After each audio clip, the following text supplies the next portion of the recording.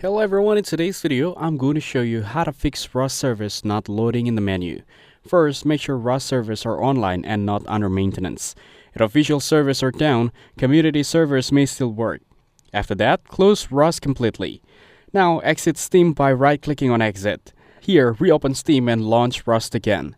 Then, open the Steam library. Next, right-click Rust and select Properties. Following that, go to Installed Files. After that, select the Verify Integrity of Game Files. Wait for verification to finish, and then restart Steam. In Steam, go to Settings and select Downloads.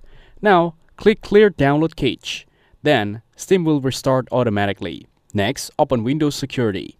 Following that, choose the Firewall and Network Protection.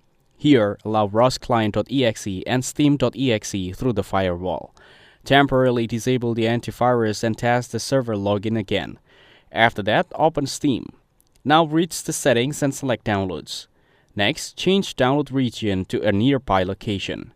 Following that, restart Steam and relaunch Rust. Then, restart your router or modem. Here, avoid VPNs, as Rust servers often block them. You can use a wired Ethernet connection if possible. After that, open Rust Play Game and select Servers. Now, disable all filters such as ping, moded, empty, and full. Next, refresh the server list manually. Following that, update Windows to the latest version. You can update GPU drivers such as NVIDIA, AMD, or Intel. Then, restart your PC after updates. Here, uninstall Rust from Steam. After that, restart your PC.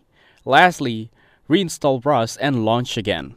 That's it. Thanks for watching. Don't forget to like and subscribe for more videos.